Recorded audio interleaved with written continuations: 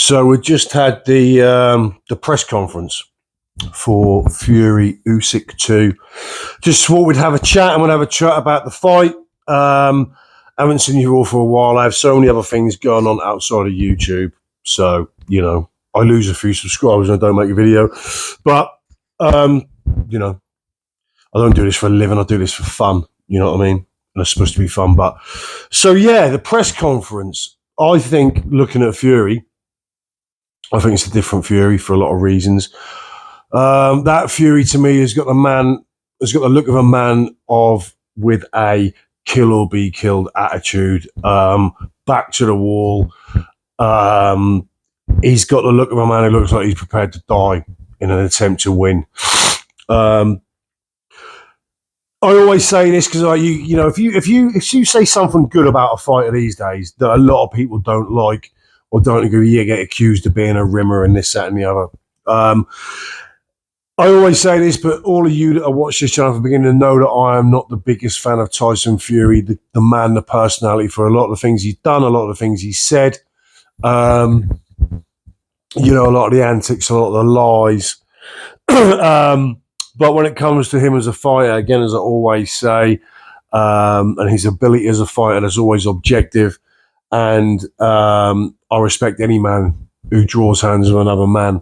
When I read the comments, it's funny. When I read the comments on a lot of these boxing channels, I go into a few lives, and I don't mention names, but you can see that the way that a lot of you idiots in the comments talk about fighters, that just instantly indicates to me you've never fucking thrown a set of hands with another man in your life. You've never thrown a punch in a ring, on the street, or anywhere.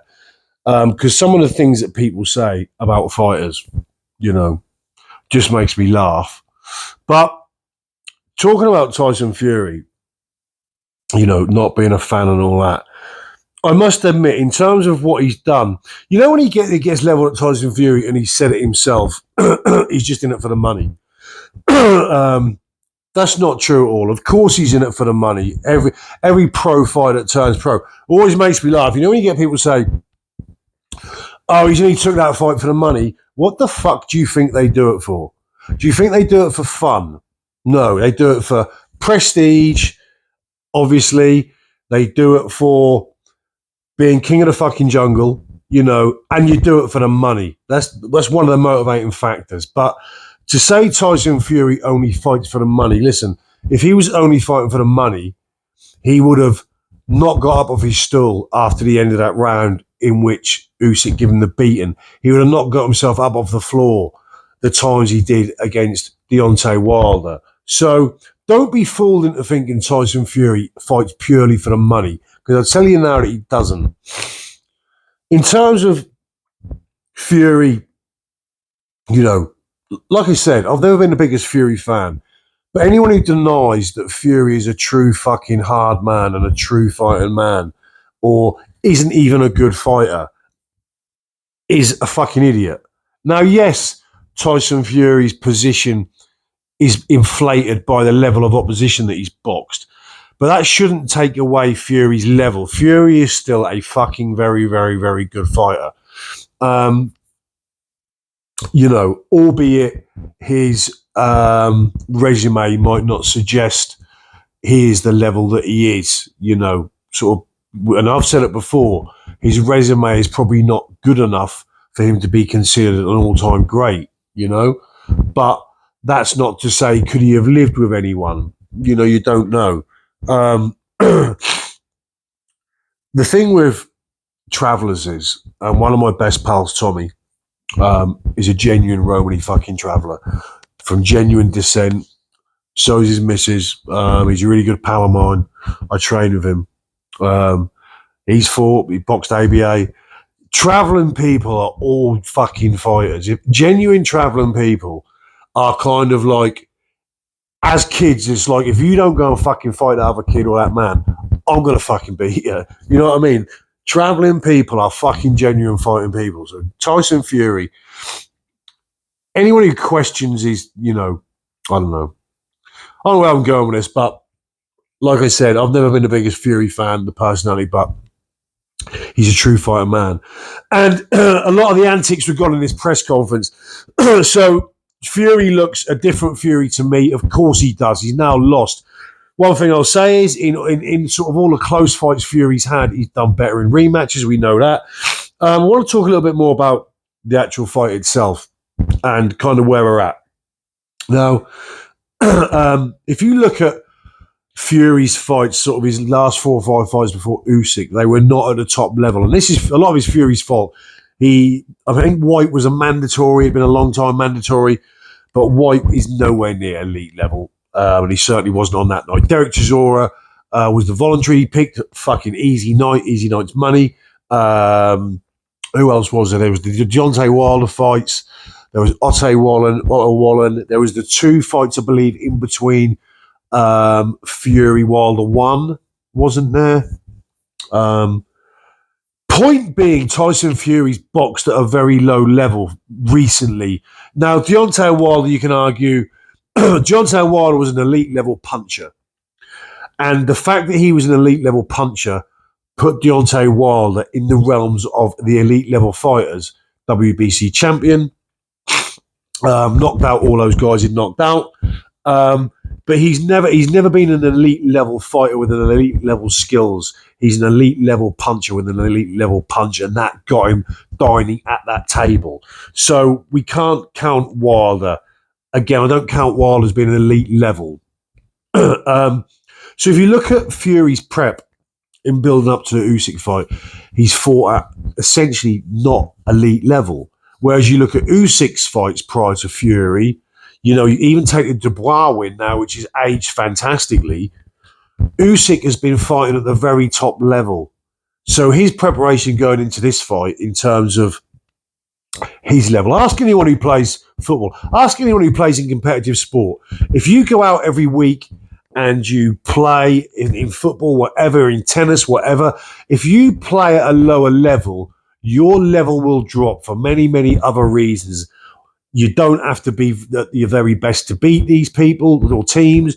You don't have to be mentally at the level you need to be at to compete at a lower level than you do at a higher level. So the differences that can make on fighters is fucking massive, because Usyk has been performing almost, when you look at his size and everything else and all the physical disadvantages he's got at heavyweight, and yes, I know he's got speed and mobility and they're an advantage, but at heavyweight, from his anatomically, he's got more disadvantages than he has advantages. So Usyk, you can say, is overperforming at heavyweight at the very, very elite level, where Fury is kind of, I wouldn't say he's underperforming, but he hasn't had to perform at nearly the same level that Alexander Usyk has for this period. But now Fury has now boxed Usyk, so he now knows, fuck me, I've been way off this level. I've been way off this level for a long time. And the opponents I've fought in the run-up to this have not fucking helped it. They've made it worse. So we can expect a fucking different Fury, guaranteed. A lot was made with the comments. Remember the comment that Fury made about how he almost found it too easy in there, and he kind of, I think, yes, he certainly underestimated Usyk, and part of that led him into sort of the way he approached the fight. Now, when he says, I found it easy, again, a lot of people don't understand the nuance in this, so I'm going to try and explain it a little bit. If you look at certain situations in that round, okay, if Tyson Fury was in there with, if you looked at Tyson Fury in the second Wilder fight, okay, Tyson Fury never got in there and fucked around, as in done the antics, done the showboating, you know, done the pulling the faces and all that. He was fucking all business and went in there to destroy again. Now, if you go back to the first Usyk fight, when you look at the good uppercut that he landed, Fury's an orthodox and he's a Fury, I can't remember however hand he threw the uppercut with, but if I was throwing the right uppercut and that lands, you know, you'd always have it. If I was throwing the right uppercut, if I was with serious fucking intent, now if you throw that right uppercut and that lands, you'd automatically follow that with a left hook or something like that, because you'd capitalise. I've landed a fucking good uppercut, I'm going to bang with a left hook and stuff like that. You'd capitalise because you know that you fucking need to capitalise because this other guy in there is a killer. Okay, now when Fury says this was all a bit easy and I found it easy, I think there's an element of truth to that, but it's very nuanced. And as I said, you never saw him do that against Wilder. He never wasted an opportunity to hit Wilder and hurt Wilder before Wilder could fucking hit and hurt him. So when people scoff at that argument made by Fury, there is something in that, okay? I can pretty much guarantee you that in this rematch, you will not get a Tyson Fury that is clowning, is playing to the crowd, lands a good shot but doesn't capitalise by following up on that shot. He done it to the body. When he landed to the body, he didn't capitalise on that. He didn't go downstairs, come upstairs or bring up. He didn't capitalise on the opportunities where he had to capitalise. And that to me says, to a degree, he was finding it easier not taking it that seriously. So when people scoff at that comment, I can see why you would scoff it. If you understand the nuance, there is an element of truth to that. That being said, although Fury was having a relatively, in one way, easy time, meaning that early on he wasn't taking damage and being hurt necessarily, but what he was being done was being made to work at a pace or entertain or coast at a pace that was not sustainable, because Usyk is very good at applying pressure even when he's not punching, meaning that he will always be offensive in his movement and in his looks and what he offers. What Fury done a lot in the first fight was he'd done a lot of defensive feints. He was on the back foot and he would feint and slip and feint, all like feints to avoid oncoming punches. He wouldn't feint offensively. Now, if I'm in there and I'm doing a lot of feinting, a lot of defensive feinting and that sort of stuff, I'm not giving my opponent really anything to think about in terms of, do I advance or am I at risk? No, I'm making myself harder to hit, but I'm not really putting my opponent questioning himself. He's just coming full offensive because I'm not offering offensive feints as much. I'm just offering defensive feints, making myself a harder target, but not making myself a threat. So that was one thing I think Fury will do or will not do and can do better this time and can change. Another thing I feel Fury has to do now, when Usyk boxed Anthony Joshua the first time, Usyk very much controlled the real estate, as Teddy Atlas says. He controlled centre ring. In the second fight, Anthony Joshua was a lot better, had a lot more success, and part of that was down to the fact that in the second fight, Anthony Joshua held centre ring for the majority. He made Usyk do all the work on the outside. You control centre ring, you step on across a lot, and you shut them down a lot. When you're the one on the outside of the ring, you're doing the constant fucking laps of the ring and doing the distance all that time. He can't do that this time. Tyson Fury chose the outside. As much as Usyk put him on the outside, for the first half of that fight, Tyson Fury was happy to be on the outside. He can't do that this time. Tyson Fury has to fucking be authoritative on that jab. And he has to do more offensive feints and really fucking be authoritative with that jab and keep centre ring. He must do. He can only do that if his fitness levels are better. And if his fitness levels are better and he can control centre ring, he will have far more fucking opportunity and far more success in this fight than he did in the first one. I haven't been that interested in boxing lately. There's not been that much that's really sort of caught my imagination, or I wouldn't say, when you've been following this game for a long time, certainly me, it takes something special to really capture my interest anymore. Go through periods like that. But this I absolutely cannot wait for.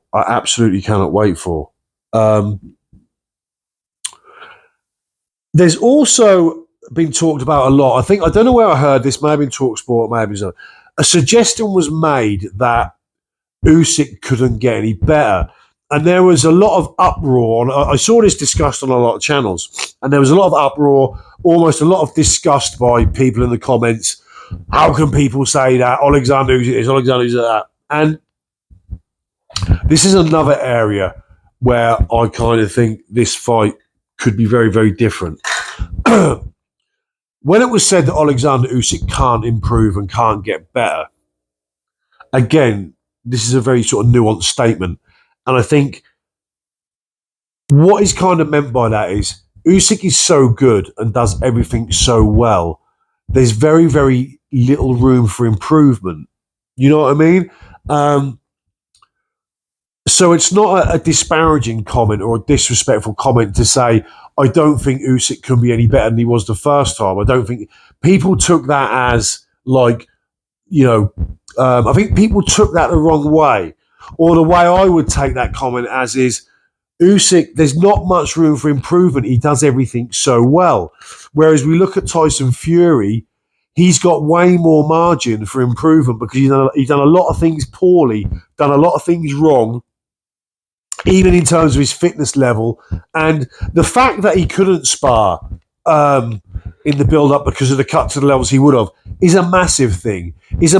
Anyone who's boxed, listen, you can go in the gym all day and you can train all day on the pads, on the bags, doing your circuits and your runs. But fight fitness is a fucking different stratosphere than being fit in the gym, being able to do the stuff on the pads and everything else and all that sort of stuff. And without good hard sparring, you'll be off. You'll be off and you won't have it.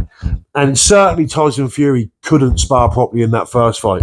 This also, and I know people are going to come at me in the comments, I'm talking shit and I'm now like a Tyson Fury rimmer. You can say what you want because quite honestly, I don't give a fuck what anyone says in the comments. Do you know what I mean? I've got a fucking life and this is a very small part of it. So what you say in your comments are going to insult me. You do what the fuck you want. But anyway, so when that comment was said and there was a lot of shit thrown about that comment that like Usyk can't get any better, part of me agrees and kind of thinks, how much room for improvement is there for Alexander Usyk? What can he do better? Or what can he add to his game? Because everyone out there that thinks Usyk is this superhuman, this Superman, this god, you already think that he is one of the greatest fighters ever walked the earth. And he possibly will go on to be. But if that's the case, then that doesn't leave much room for him to get any better. And I don't think, in my eyes, there isn't a lot Usyk can do better than he did the first time. I think he done as well as a man of his size and stature could do. He's got exceptional skill levels. He's got exceptional movement. He's got exceptional technical ability. He's got exceptional fitness. Where do you go? What do you add? You know what I mean? What do you buy for the man who's got everything, essentially? Whereas you look at Fury, there are loads of things he can change, and a few of them I've just touched on. So, of course, none of this means that Fury's going to win. I'm not saying that. There are no certainties in this sport. Anyone thinks there is. And in the same way, there's no certainty that Usyk's going to win. That's why this fight is so great. I make Usyk a slight favourite because Usyk's lived a better life. He's already won the first fight. He has a mental edge in terms of that he knows that he can beat Tyson Fury. But when I looked at Fury in his press conference, and I made a video about this before, someone who is a fucking genuine fighter man and a genuine hard man, a loss like that can be fucking motivating and can turn Fury into twice the fighter that he was in the first fight. So, in short, don't want to keep you all too long, but I think this is fascinating. I absolutely cannot wait. I expect a completely different Tyson Fury, and I expect one hell of a fucking fight. I cannot wait. In terms of a prediction, I'll probably do that tomorrow. I'll probably do a prediction tomorrow, but I just want to cover up to where we are now. Like I said before, I've never been the biggest fan of Tyson Fury, the man, for the things he said, the things he's done. When it comes to questioning him as a fighter, in terms of fucking bottle and balls, he's got a lot. And his ring IQ is equal as well. is equal to anyone's. I know people talk about Usyk, and I agree. And I agree. All the accolades that you guys out there want to throw on Usyk, I am with you. I 100%. I am with you. But I don't think we should. I don't think just because Fury, the things he's done and his personality that a lot of us don't like, should like influence his standing as a fighter. And I don't also think that because of his, it's when you as well when we talk about like all-time greats, who makes an all-time great. You know, the judgment for putting someone as an all-time great is almost the opposition they've boxed and the opposition they've beat. If you look at the greats like Ali and, you know, the Frasers, your Foremans, you know, all those sort of guys, they are the legends they are because of the guys they fought and the guys they beat. They're dance partners, essentially. And we can't give that to Fury. I can't put Fury in the pantheon because, quite frankly, his resume isn't good enough. But it's a different conversation to say, could he have lived with those guys? Could the best Furies have lived with those guys and been in competitive fights with them? You know, they're two different things. But, so yeah, in short, that's it. I'll do a prediction tomorrow, and I'll see you all soon.